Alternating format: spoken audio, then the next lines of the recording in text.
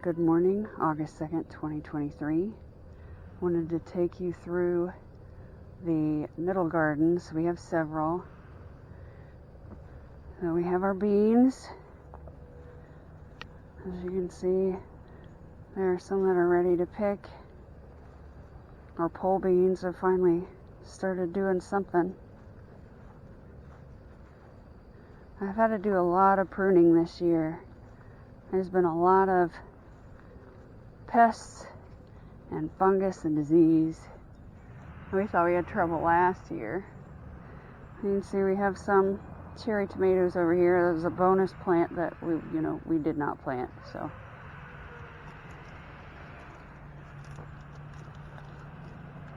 we picked some tomatoes last night.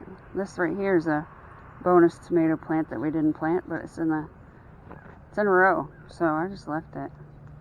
We did harvest last night. We got quite a few, probably 75 pounds, but we didn't get those cherry tomatoes. We do have some fungus and curled leaves going on in here. As you can see, that is fungus. Here we have some butternut squash and some buttercup squash.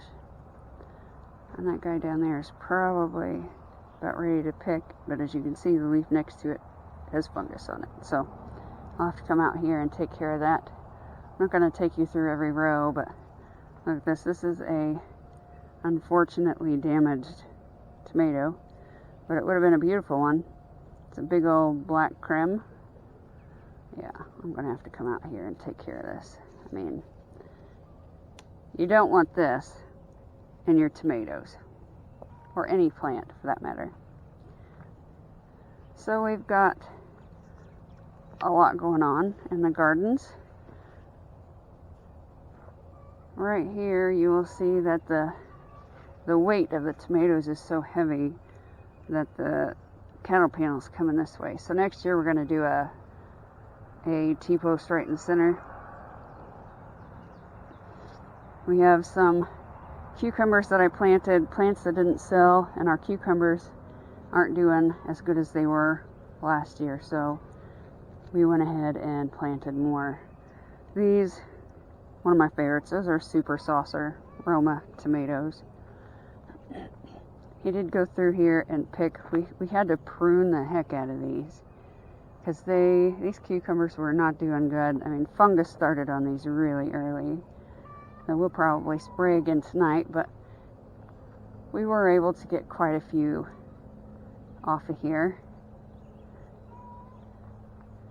These are our squash and zucchinis. There's some yellow squash. I thought I had planted enough to where if I had issues, it wouldn't be that big of an issue. But I only have one spaghetti squash plant, and that's not nearly enough. And you'll see there's a zucchini down there. This guy split off, and I don't know if anything else will grow in between. Hey, look. There's one right there. Tasty. Again, more cucumbers, and more cucumbers that I have to go back and take the fungus off of. I won't do that right now. This zucchini plant was nearly dead, and I had to do a lot of pruning on it, and it's finally come back to life. This one did not make it, and I thought this one was a goner. Look at all the disease on this plant. It's terrible. But then it started growing down here, so I'm just going to try to tend to that as best as I can. Same fungus in the watermelon, you will notice. But back there, got a big old watermelon. And it has split open. Well, I'll come back and get that on the way back through. Gosh darn it.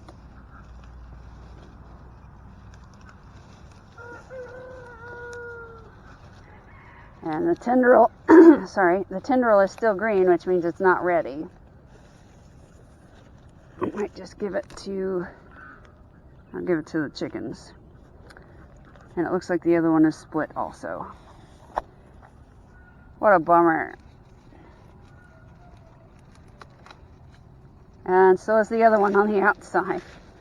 Holy Moses. You see that? There's a slug in there too. Alright, well that's quite a bummer. I don't know if it's because it was sitting on the ground, if the humidity has made it swell. Heck, who knows. It looks like that one is okay so far. And of course what I'm going to do is take a picture of those and send them to my husband.